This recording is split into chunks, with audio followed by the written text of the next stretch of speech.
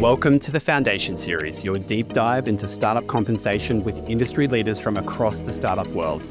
Join me, Matt McFarlane, a people operations leader turned compensation specialist, as we uncover the strategies and practices driving success in tech startups around the world. Hear insights from heads of people, founders, and experts as we explore how to build robust compensation frameworks that not only fuel growth and retention, but do so in the dynamic startup environment that we all know and love. Let's get into it.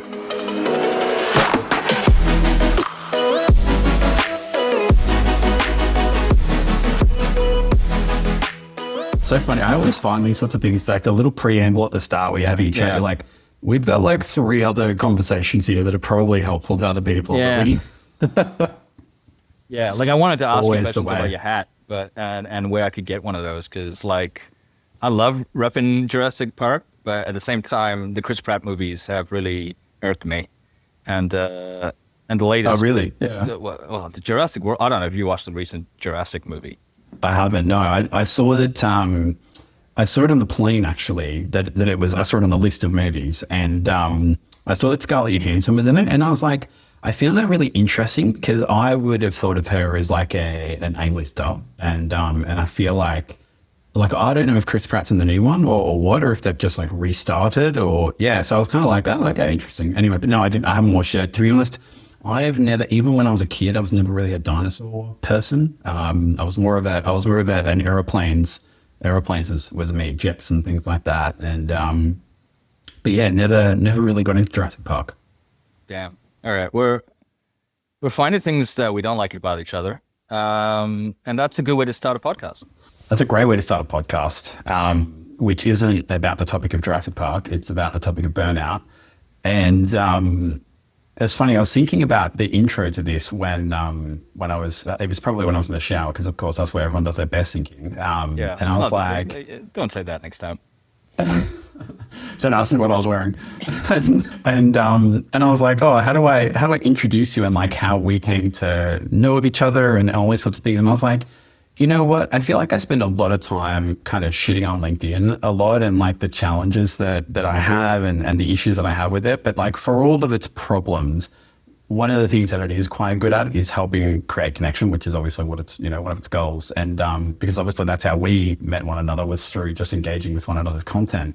And I was like, oh, okay, yeah, shout out, respect to LinkedIn for bringing us together and to talk about something that graciously you've said you'll share a little bit about your story and your sort of background and experience with, but I've certainly flirted with it. I think most people have had an experience with it, which is burnout. But maybe before we dive into that, do you want to spend just a little bit of time telling people who you are, a bit about your background, all that sort of stuff? This is the part where I never plan, and I should have sat in the shower and I thought about this part. Yeah, so like I am a software engineer by trade, and I have mostly worked in startups. Oh, I should probably say my name's Nav. Hello. Hi audience. And I've mostly just been someone who has worked in tech for over a decade, mostly because I just wanted to build things. I wanted to do a startup. I was ingratiated by the great, ecosystem of startup entrepreneurs, and I just wanted to keep building. So I'm originally from Fiji, but I spent my entire childhood in Hawaii, hence I have a weird accent. There's a little bit of a mix of like Fijian, New Zealand, maybe Australian, I don't know. Like I really have a lot of Australian friends here, and they sound insane, and a little bit American as well. So that's probably why if you pick up a little twang here or there, it's going to be like some offshoot, some residual effect. Creating a whole new accent. yeah, creating a whole new thing, like a dinosaur. Yeah, so I've just basically been in tech for a while. I have chronic depression, and I've dealt with anxiety for pretty much as long as I can define it. And I've sort of discovered while doing my own startup, like I did my own startup out of uni, and I rage in success, rage in success. Because there's no failure in a startup. There's only success. Remember that. And I did some agency work. I went through different verticals. I went through different domains. I did a little bit of front end, a little bit of back end, a little bit of cloud, a little bit of data engineering, and all these kinds of things. I've just been someone who's just kind of done whatever piqued my interest because I don't know. I guess this is kind of exciting. I don't even know if that's an introduction. It's just it's who I am, I think. It's who I am versus my resume, if that's better.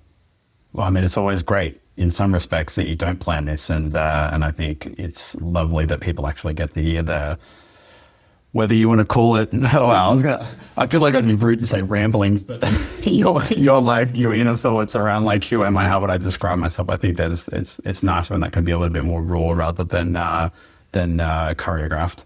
But I will give you the byline. The byline right now is that I'm a fractional CTO, fractional being part-time. If people don't know what that means, it's just another word for part-time, at Spoony, which is a neurodiversity, it's a platform, very intimate social media platform for people with chronic illness and neurodiversity. And we have sort of a journal component mixed in with a social media component. And we try to create a new vertical around basically healthy, safer social media. Before we dive into sort of, your experience, and I think I might start by saying as well, like, this really is just about like, sharing your experience, sharing my experience, sharing our thoughts around like, I guess burnout and the role it plays and kind of how we can rid the world of it. It's not, you speaking on behalf of all developers. It's not me speaking on behalf of all HR practitioners. It's really just that, an experiential thing. But I felt like one of the places it might be good to start, and it feels kind of naff, but it's like, what is burnout and what isn't it? And kind of like your thoughts around that, because I feel like it's a term that people have become a lot more comfortable with, quite rightly. And I think that's helped with things like disclosure and identification and then, you're going to name the problem to solve it, those sorts of things. But I also wonder if sometimes with these sorts of topics, it goes too far the other way, where it's like, you waking up tired one morning isn't necessarily burnout from my perspective. But should we start there? And I'd love to hear from you, like, what is burnout to you and what isn't it? And what does it look like? Yeah, I mean, I think there's definitely a lot of nuance to it, right? Because it's so relative to the person. When people say what is depression and what is chronic depression and what is clinical depression, I kind of like come to that a little bit. But, people have a bad time in a day, and then people have a prolonged bad time. People have this undercurrent of a bad time. And I look at burnout as that.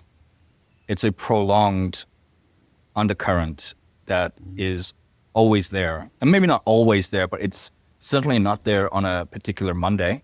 It's not a Garfield Monday. It's not a, oh God, it's the weekend and this is Friday. I just want it to end kind of burnout.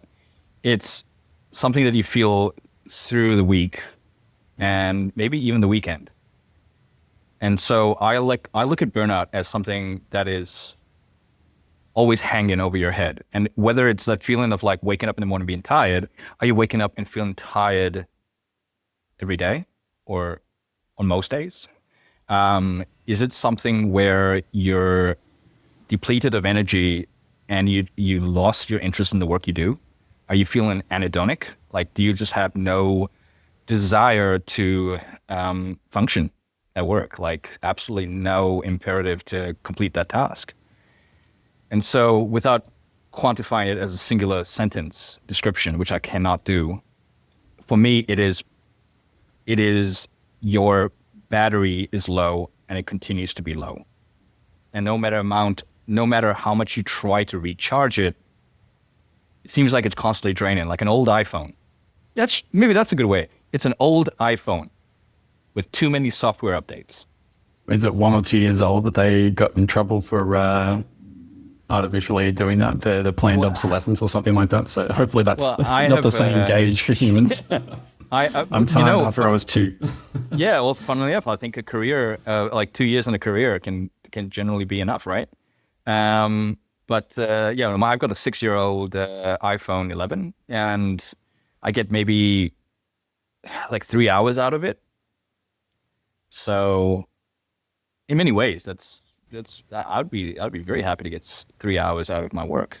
So it's a good metaphor for, I guess what I'm hearing is like, it's a prolonged thing. It's not just like you wake up one day and you're typing. It's like there's this undercurrent that you mentioned of like something is off, it affects you during work, it affects you potentially outside of work.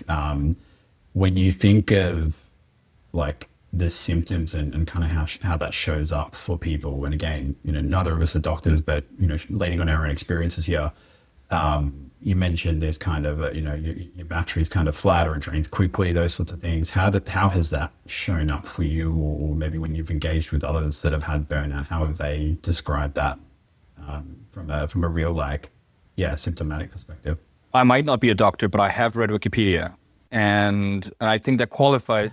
Well, I think that qualifies me to be a doctor, and I've asked AI a variety of questions on this topic, so I am very qualified.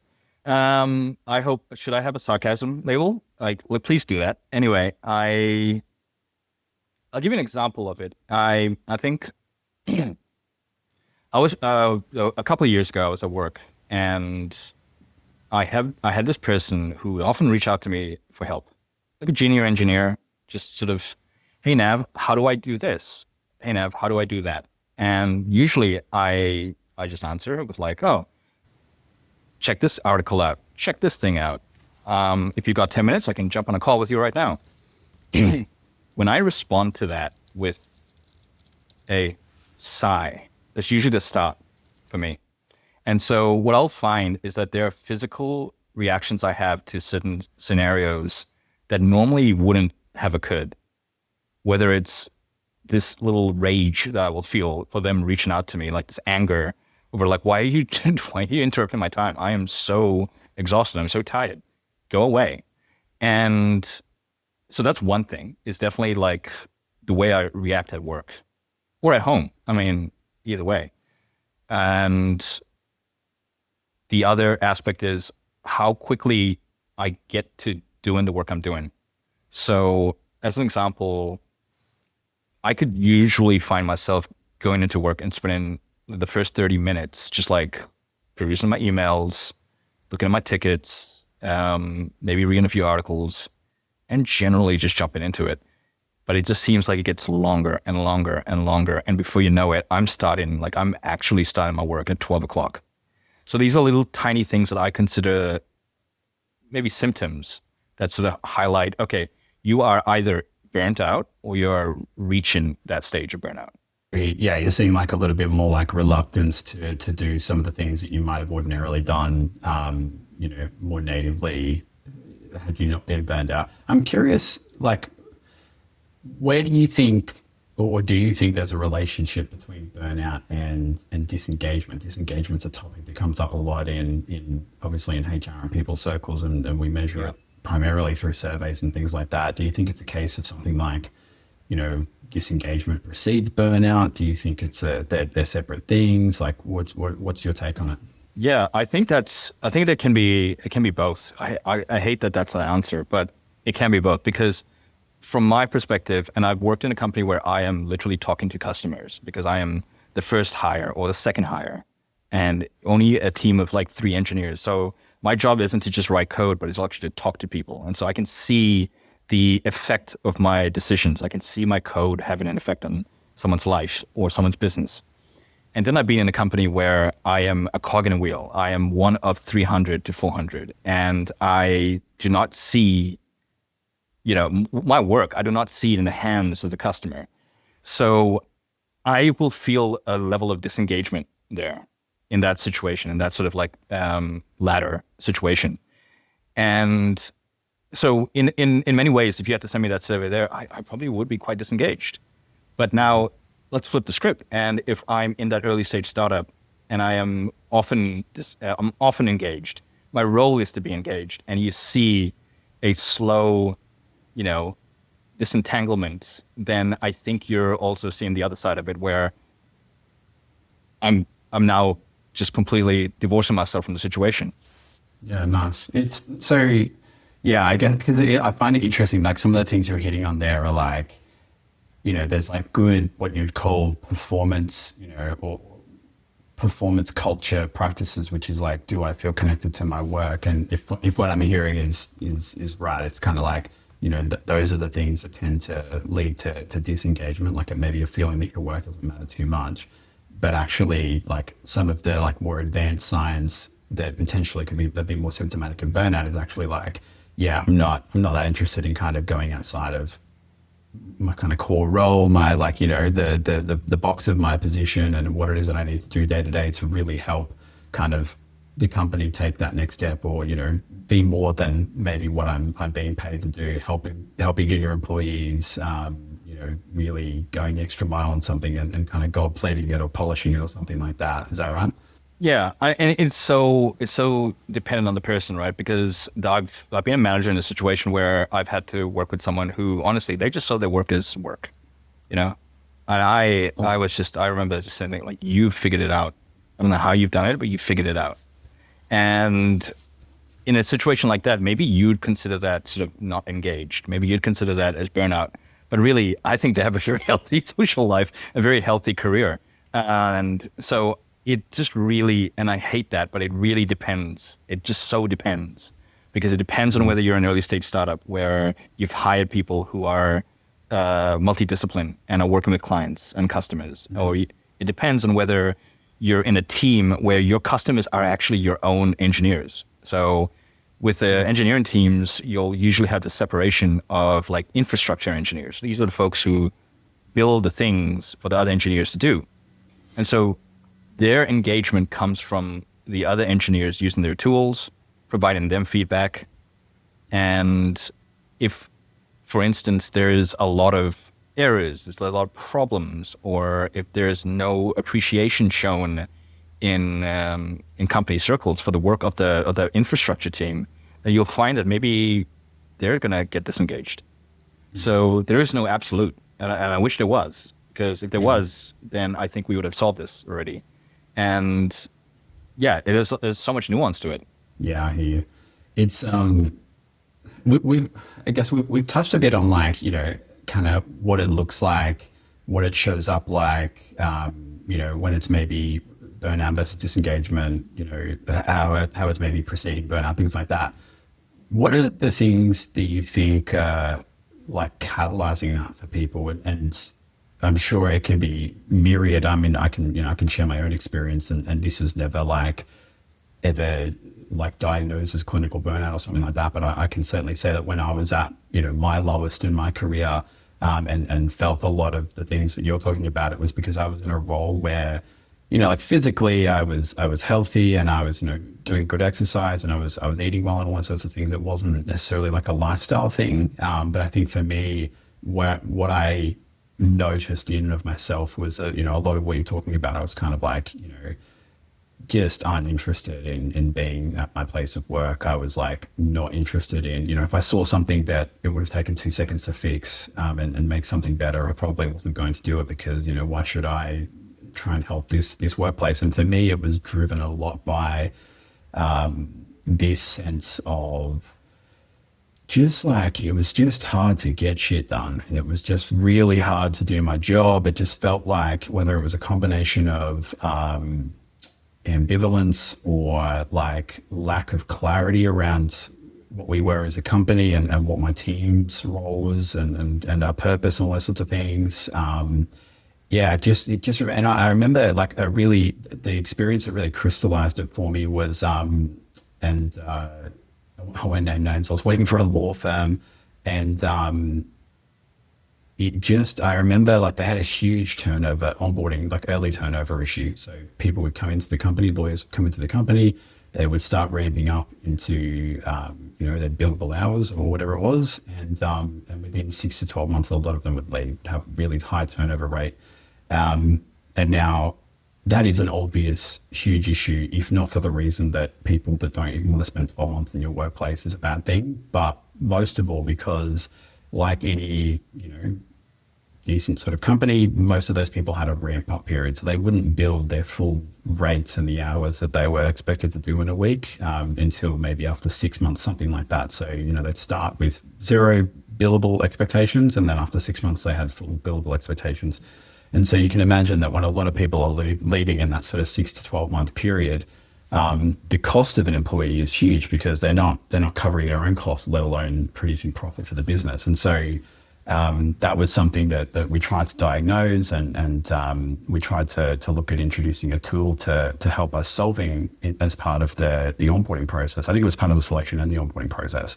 And I can't even remember the details around what the tool cost and all that sort of stuff. But the ROI was so high on this thing if it could just achieve like a real slight improvement in the early stage turnover process.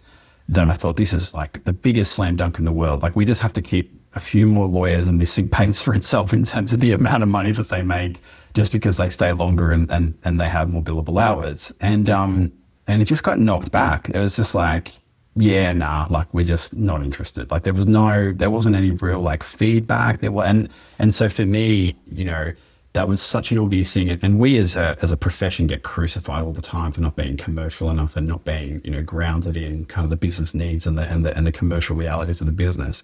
And here I was thinking, I've given you something that is shown that it will likely help us make more money, and yet it still can't even get approval, or it can't get across the line for us to implement. And I just remember that being kind of the final straw for me, where I was just like, it's actually one of the few times in my career where I've left a role without having another one. And this is maybe something else we can talk about, but it's like, I just felt like I'd been interviewing at the time, and I just felt like the toxicity and whether it was my burnout or my just severe disengagement or dislike of this place, it felt like it was bleeding through into interviews. And I actually reached a point where I was just like, I just got to leave. I just need to leave, and I need to get myself into a good headspace and go back to some of these companies that I'm interviewing with and be more me and not this person who's jaded and hates the world and stuff like that. Mm-hmm. But yeah, it was at the end of a really prolonged period of just like, not being able to do my job and just feeling like I was held up and spinning my wheels and treading water, all of those euphemisms. That for me was one of the moments in my career where I was just like,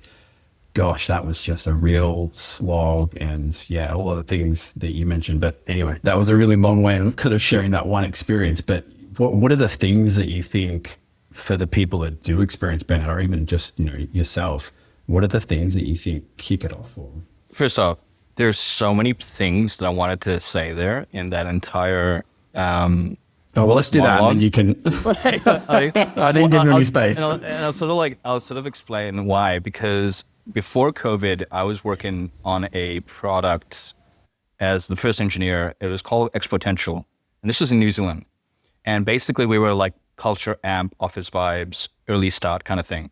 And our first user base, like everything that we did, was basically law firms. It was because the CEO was basically a recruiter for a lot of these verticals. And so he knew people in this business, and he knew that there were huge retention issues. So we hadn't found a solution. Our goal was to figure it out.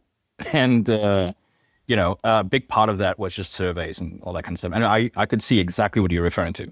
And one of the things that I definitely saw there was also just a general disengagement with the qualitative feedback.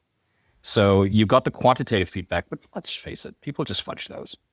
They're looking at it, they're like, yeah, I'm a 3, I'm a 4, I don't care if it's higher or lower, whatever. But the qualitative feedback is where you really see it. It's either the absence of feedback, or the word vomit, or the thing that probably should have been a Glassdoor review.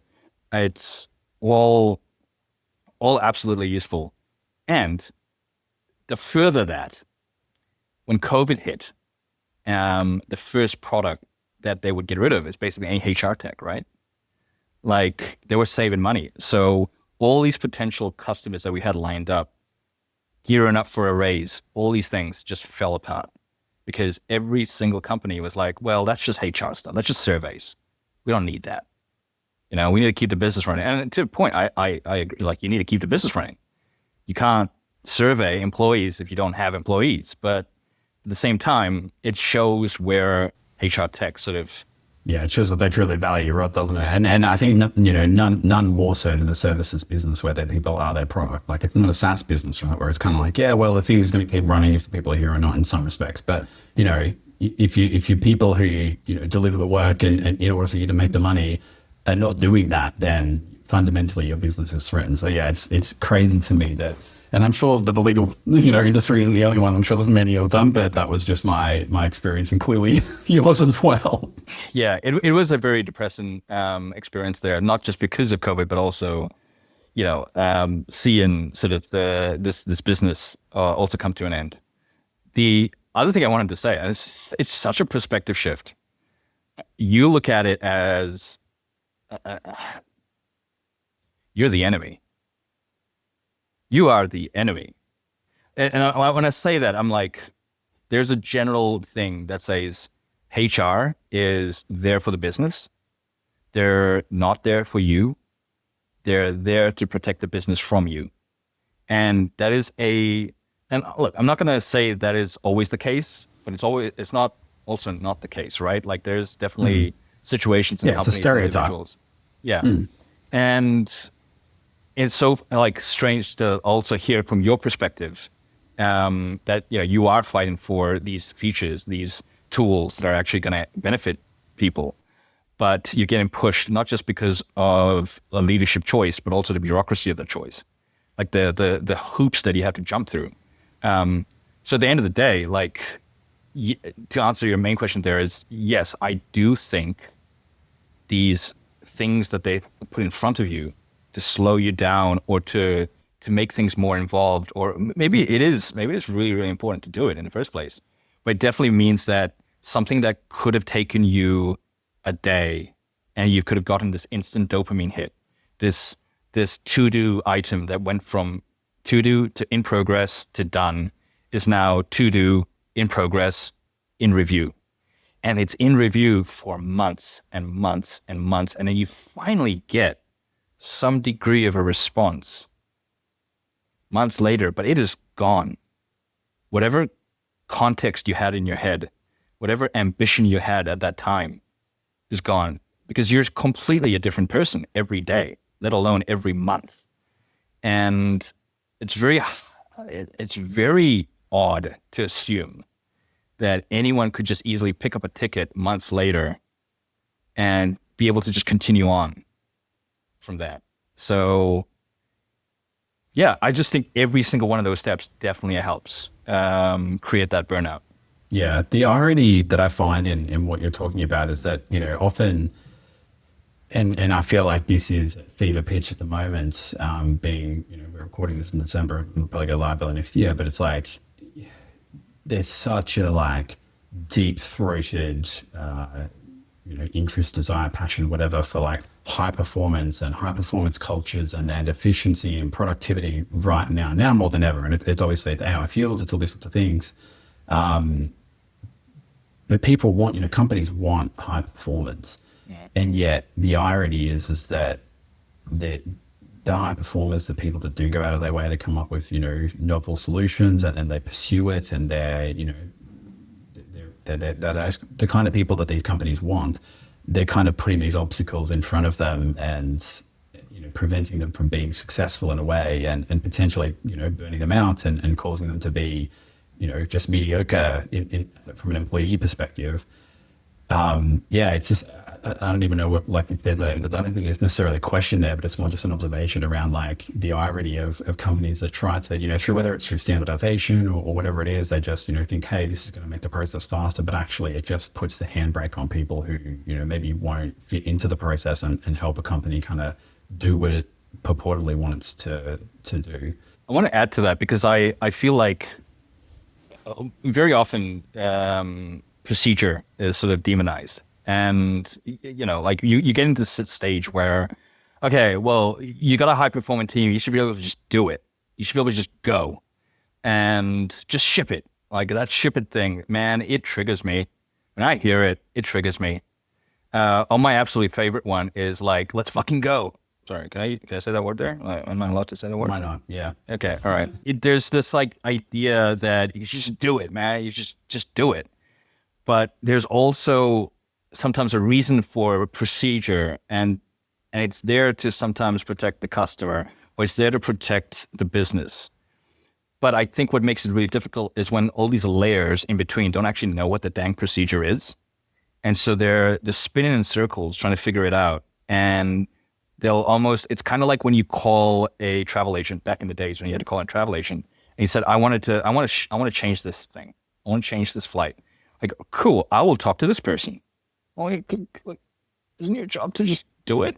Like, why do you need to talk to this person? And so I don't think sometimes the procedure is the problem, because in healthcare, as much as startups like to say there's too much process, I'm like, no, that's good. You're dealing with my health data. Yeah. It should be too much process. I'd like the process, thanks. Yeah. It's more a matter of like, that process is so ambiguous. It's so difficult to, this teenage social media thing going on right now in Australia, it's so hard to get clarity on it. It's so dang difficult. And that just means a whole bunch of people are just going to sit there twiddling their fingers, either making mistakes or not doing anything about it in the first place. So, yeah, I come to you with no solutions. Well, no, but I think again, just speaking about what some of the things are that we think are constraints here, I think, you touch on, and I think you're right. It's not always the procedure. I think there's an apathy there as well. And, and in my example, I don't think it was that I was held back by procedure. I followed the procedure to try and get something approved, but I think there was an apathy from, whether it was the sort of head of my department or her boss, or his boss, about how it is that we can make things better, and there's kind of a reluctance of doing that. And I think that for me is something that can definitely, like, if it's felt at that level, we know that how much lead by example and all those sorts of things then start to ebb and flow through the rest of the business. But so I think bureaucracy can definitely be something that's smothering, but I think there's just that general apathy as well that others can have, and I'm sure there's many other catalysts. And actually, you touched on one that I wanted to come back to. You touched on something mostly sarcastically, I think, at the start, but with all of Australian sarcasm, there's always a grain of truth. But it was around this kind of like, the startups can only be successful, and I'd love to hear about how you think that brand and contributes to it, in the sense that do we always have to project this brand of success, and things can only be successful, and tell me more about that. I mean, you mentioned at the start about LinkedIn. I don't know if that part was actually recorded, but that was mainly my reason for being on LinkedIn. There's a chronic positivity, and I'm not going to say that my feelings on this are correct. It could be that I'm just chronically negative. In fact, like a chronic depression, it's part of my whole thing. It's really difficult sometimes for people to actually say, my business failed. Someone will come to them, and man, I can literally, no, not literally, because it's happened so many times, I can't count it. They'll come to me and say, oh, it's not a failure. Like, you learned something. I'm like, well, yeah, I know I learned something, but like, can I not just say it was a failure? Can we just focus on the failure? Just let me just say it was a failure. And like, let me just, it's, and maybe I'm connecting dots that aren't necessarily related here, but I had this Substack post that I put out recently, where I talked a little bit about, some of my depression, some of the things that I've done, or that, it's not very easy to talk about online. Now, if I put that content up, I have to use words that are, frankly, like childish. You cannot say this word. You cannot say that word. And again, an example is, I think you can't use the word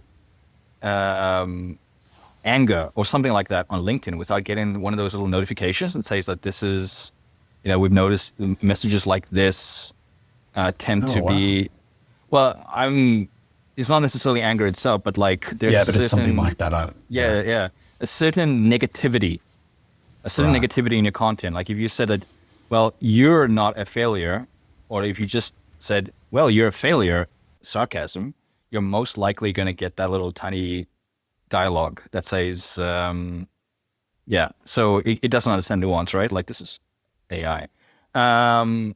So it was definitely one of the reasons that I wanted to get on LinkedIn, was to sort of express, yes, I did learn something, but I also learned that maybe entrepreneurship isn't always the answer to everything. It keeps being labeled as the answer to everything. And maybe that's just a symptom of LinkedIn. But in those 3 years when I was in that startup, I have no retirement monies to show for it. I really hurt my my health, like badly. And I developed probably the start of my burnout, like the genuine, absolute start of my burnout. That's kind of stayed with me since, in a way. And yes, I learned a lot. Would I change it? Yeah, actually would. I would change it. I'd rather not have these things. Yeah, I think it's just nice to sometimes reflect on what actually happened and not try to sugarcoat it and let people make their own decisions, because everyone's an adult. Well, Yeah. sometimes. Yeah. Sorry, I'll take that one Most back. of the time. Yeah. I agree completely. And I mean, you've obviously lived in many different cultures. I haven't. But certainly the concept of tall puppy syndrome gets spoken about a lot here, where there's a real fear of just sort of standing out, but also being separate from the herd. We were obviously, through COVID, very big adherents to rules. And we loved the rules in Australia. And I think, the person that's kind of different from the herd tends to be a little bit ostracized, or certainly I think it prohibits or limits our ability to acknowledge failures and things like that. How do you think some of this stuff, it obviously shows up at a societal level, LinkedIn, one of many social media channels. How do you think it shows up in an organization? I think it makes it difficult for you to actually be honest in an organization, because if everything is relabeled as something other than what it really feels like to you, then it doesn't feel like you can be your honest self. I want to be able to go up to someone and say, I'm burnt out. I don't think this is a good idea. I think this is a bad idea. You shouldn't have to always reframe it in a certain way just to sound political or just to meet the prerequisites of this hyper stylized culture. It makes it difficult for people to just communicate and be themselves. And yeah, sure, I'm not saying you should jump into a company all hands and say, this is an absolute failure. You're all dumb, and then just mic drop and go. But you should at least be able to communicate with your managers and your most immediate manager and your team. And if you feel like you can't do that, then I don't even know why you have a manager.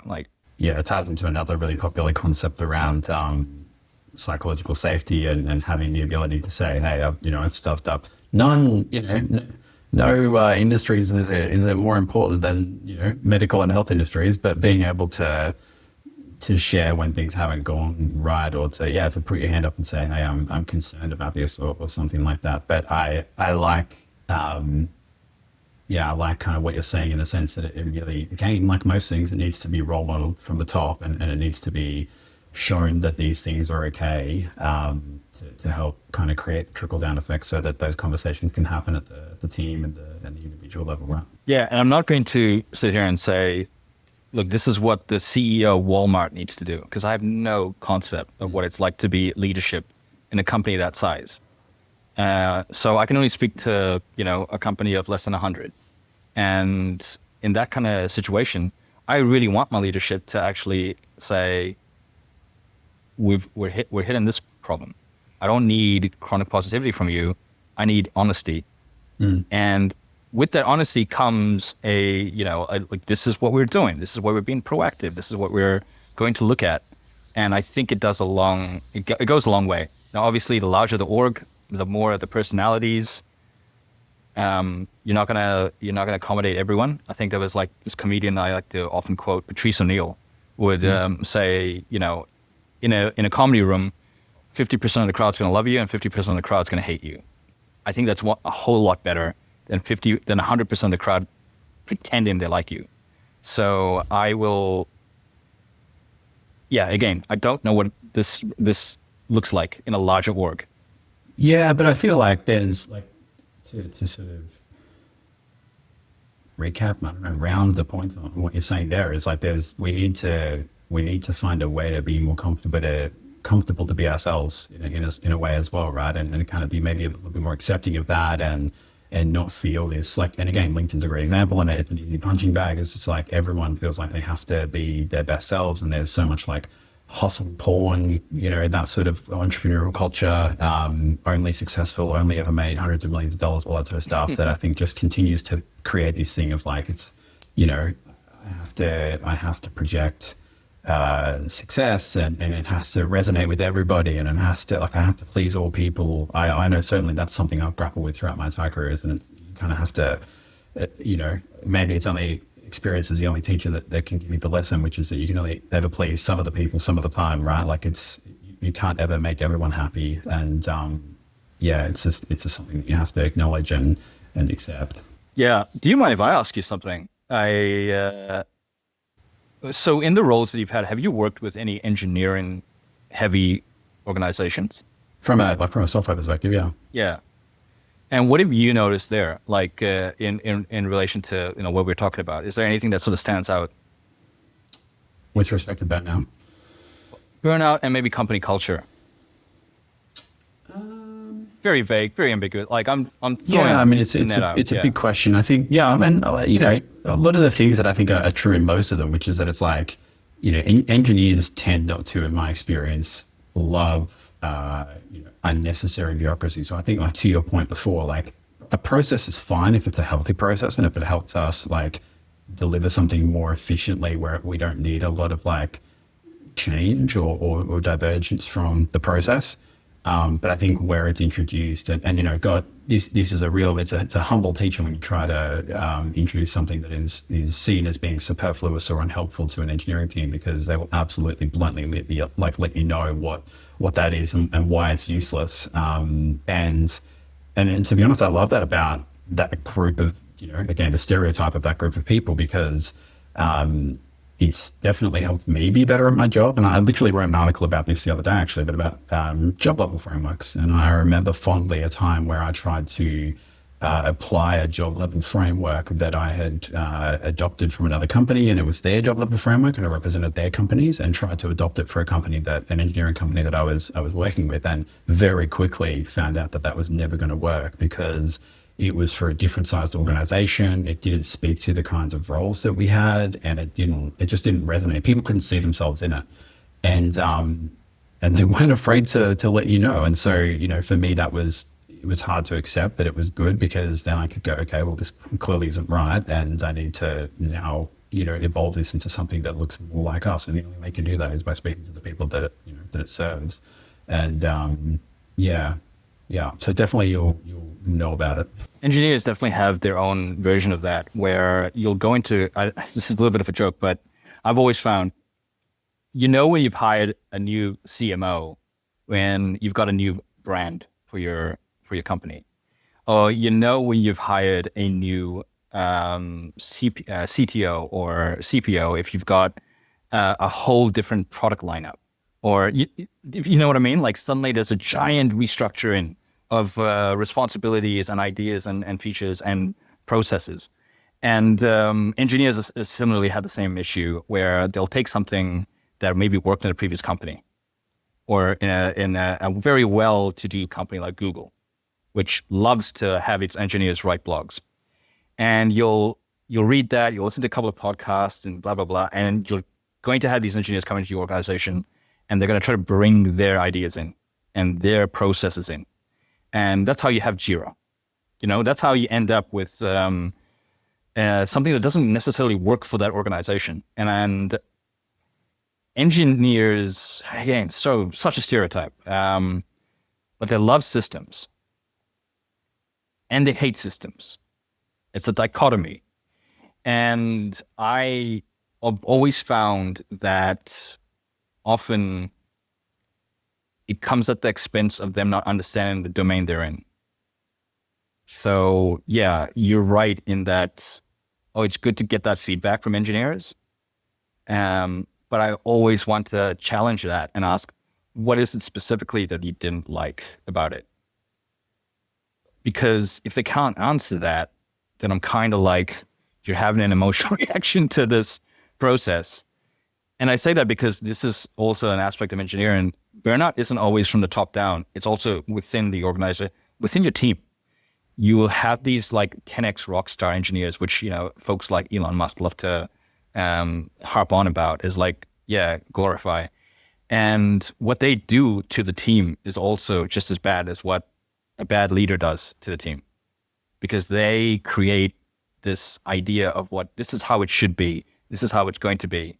And they remove the ability to democratize or even, communicate, a lot of the problems within that, because you have a heavy personality. Yeah. Yeah, it kind of leads into that concept. I think I don't know if it was Netflix or somewhere else, that, the concept of the brilliant jerk, someone who's like obviously very good at their job, but generally has a negative impact on others, or maybe goes about it in a way that negatively impacts others and kind of brings the average down rather than raising it and so on. So yeah, I hear you. And it's kind of like potentially one of the concepts, and it's a good segue actually to the last question that I wanted to touch on with you. We kind of talked about some of the catalysts, whether it's bureaucracy or apathy, which I think could be quite contagious in organizations, or if it's, chronic positivity or a lack of ability to, have safety in sharing failures or losses or concerns or something like that. You talked about, it's from a top-down perspective, and it can also be at a team level as well. Where do you see there being a personal responsibility? Like me as an employee, what's my responsibility to either, not get burnout or not burn out, or not create burnout and the conditions for it in my team, versus a company and some of the things that they should be doing to ensure that their people don't suffer that? Yeah, that's such a, oh man, I wish you hadn't left this one to the very last That's minute. Part two, is it? It really does feel like a part two, right? Because you're right that there is so much personal responsibility, and it's very easy to blame others. But they're only part of the problem. Sometimes the problem is also, sometimes you yourself are part of the problem as well. And I've noticed, if I burn out of 6 organizations, what's the common denominator? Because not all of those 6 organizations are that bad. So the common denominator is me. And I've suddenly burnt out of, there's some organizations where I haven't burnt out. And I've noticed what the difference is. And the difference is, I'll give you an example of a situation I was in where it was a very big company here, and I didn't feel like I was suited to the role, because, oh gosh, look at this giant company with all these millions of dollars, and little old me with my early stage startup experience, I'm not going to be suited for this.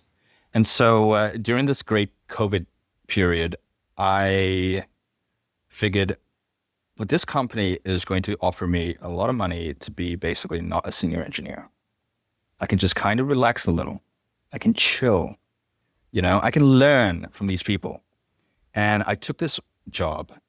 I sat in it and I realized, oh, wow, I really could chill. I really could relax. And Rest and vest, baby. I think what are the Gen Zs call it, quiet quitting, right? Or something like that. But it's not my personality. I just couldn't. I kept seeing things that I wanted to do. The environment was unique, because now there's terabytes of data. There's opportunities to work in a different team. There's access to tools I never would have had before. There's access to people with skill sets I never would have met. And so now I'm just sort of, I'm going to run an initiative around mental health. Oh, I'm going to run a hackathon. Oh, I'm going to do that. Why? For the love of God, man, you wanted to start this thing to chill. But there's a personality trait in me. I want to do these things because I'm genuinely curious and I want to do it. Now, leadership didn't say, Nav, you got to do this. There's probably some responsibility on managers to say, Nav, you shouldn't be doing that. And that wasn't there. But I was there and I made quite a few mistakes myself. So being able to know yourself. If you know you're a certain personality type and you can catch yourself going down a certain road, I think that's really important. So it's that's kind of like your own personal responsibility. Ambition, Yeah. Yeah. Yeah, like what do you obviously- really want? Yeah, it's definitely something I think, you again, before the recording started, you asked me kind of how I'm feeling coming out of the holiday and things like that. It's something going into 2026 I'm really conscious of is checking my propensity to get in, to do more than I probably reasonably could in a healthy way is make sure that I'm not, letting my excitement and I had shiny object syndrome. But I also have developed a better ability to finish the things that I start. So what ends up happening is that I get, excited by 50 things and then I try to finish them all. And of course that's no good for anybody. I like that in terms of like checking your own ambitions around, understanding it, but also being kind to yourself in a way that you don't take on so much that you do cause your own burnout. Yeah, absolutely. And like I said, your manager should be able to catch these things. They should be able to see, now if you're taking on too much work, you're working late, you're working, you're making a few too many bugs. I'm not blaming you. I'm just like, let's have a chat about this. What is it? Do you think we could actually like push some things out of your plate? And if they can preemptively see that as well.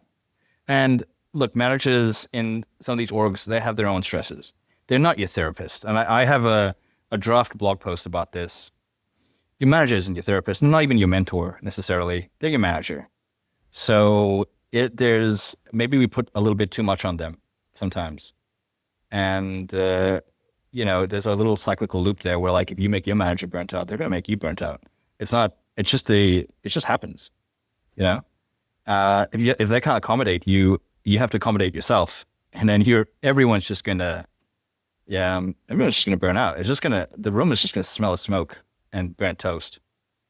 So if I'm hearing it, it's like the tip for personal responsibility is basically check yourself before you wreck yourself. Understand your limits so that you don't put yourself in an environment where you do cause your own burnout. And then on sort of the company side of things, it's like for managers, like just, I guess, first and foremost, just kind of care about and be aware of your people. And then sort of secondly, be prepared to speak up. I've got maybe one small story here, but before we wrap things up around, I very much saw a lot of these sorts of things in a direct report of mine from a few years ago where, they were working a lot of hours, took way too many things on, all that sort of stuff. And I had that kind of question where I was like, hey, like I'm starting to get a bit worried. I think you're doing, too much and a lot. And their response was actually, for me, I feel like I'm in a great environment. I'm feeling productive. I know I'm doing a lot and I'm working a lot, but I'm so like deeply interested and engaged in the work that I'm doing. And at the point in time, they didn't have a family or family commitments and things like that. They were just they loved their job, which is the most any manager or any company could ever hope for. And they said the moment that like they appreciated me checking in, and they said the moment that that I'll be having an issue is when I feel like, almost to my point earlier at my previous example, when I feel like I'm not seeing progress, or I feel like I'm being halted from progress or something like that, is typically their own reflection of when burnout may creep in. So it was it's recognizing that actually sometimes there are just people who just want to do like stupid, insane, crazy amounts of work, and you need to keep an eye on it. But it isn't always a kind of contributor to burnout for them until maybe their ability to do that is actually hampered as well. So it's again, I think it just comes back to like just have a conversation, just care, just ask, and kind of go from there, right? It's like we don't have to systematize everything too deeply beyond that. Yeah, I think that's a really good point. It's not a very easily quantifiable thing. I've seen leadership courses where, one of the biggest things I have, pet peeves of mine maybe, is as soon as I put a fractional or whatever, as soon as I put a C-suite title on my byline or my job thing, I just started having all these people saying like, oh, would you like some leadership coaching? And I remember like reading one of them, and it was something like, lean in when the person's talking to you, have a conversation. And I thought, wow, am I spending $500 for this? Like, I think it comes down to being human. And I will say, like, one of the reasons that, like, not everyone has the same experiences, like you sort of pointed out earlier, that the cultural differences and things like that. But at the end of the day, I really like to think that everyone can have a degree of empathy and be able to communicate one-on-one with someone without an ulterior motive, without a grand ambition of some kind. And if you're a manager, you're managing humans. And if you're managed by a manager, you're managed by a human. And I don't know where that doesn't, come across sometimes. Yeah, we forget that sometimes in the throes of the startup culture, entrepreneurial journeys, whatever, right? The 100 million ARR stories that are always dominating our feed. No, I hear you. Yeah, annual revenue, huh? I wonder how much of that is profit. Doesn't matter. Well, mate, this has been good. I appreciate the conversation. Thank you for sharing your experiences. It's I'm sure that it will help a fair few people, identify it or at least potentially resolve it for themselves or for others within the organization. So I appreciate you taking the time and thanks for joining me. No, I appreciate you letting me come on. I love talking about this stuff because every time I talk about it, I kind of have a reflection myself. So it's like one of those weird little moments where, like, it's only when you talk to someone else about it, you kind of like capture this little tiny thing and you're like, oh, hey, I just remembered that scenario that I put myself through. And maybe I should reflect the next time I have a direct report. So I really enjoy that. And I also think that, and maybe this is also a post that I made on LinkedIn once. I make many rants on LinkedIn, where I thought there's just way too much talk about founder burnout. Like, for crying out loud. Like, they've had their time, Like, there's no 30 under 30 product designer in a startup. There's no 30 under 30 support engineer in a startup. You know what I mean? Like, I don't think people in a startup that aren't the founder get enough attention, because I'm working on a social media product right now. Maddie, who is handling a lot of our dialogue and community things. Not everyone's a nice person. And they deal with a lot. When you're connected to a customer, you're dealing with their complaints. You're dealing with so much. And I just think that maybe I love any kind of opportunity to speak to the people who aren't founders in an early stage startup, because they're just as important as the person who makes it on a list. If not more. I think that. I am biased, but yeah. I love it. All right, mate. Well, with that, we will leave it there. Thank you again for joining me. And part 2, right? We're going to do a part 2 and we're going to start a podcast. And 50 parts. Yeah, no doubt. Yeah. Thanks, buddy. All righty. Thanks for joining us on another edition of the Foundation Series. Make sure to head over to our website to subscribe to the Foundation Series for monthly editions featuring future interviews on startup compensation. In each edition, we'll explore the different strategies, trends, and challenges faced by startups around the world. If you have a burning topic you'd like me to cover or a standout guest that you want to hear from, drop me an email so I can dive deeper into the compensation topics that matter most to you. Join me next time as we continue to uncover the strategies and practices driving success in global tech startups around the world. Thanks for listening.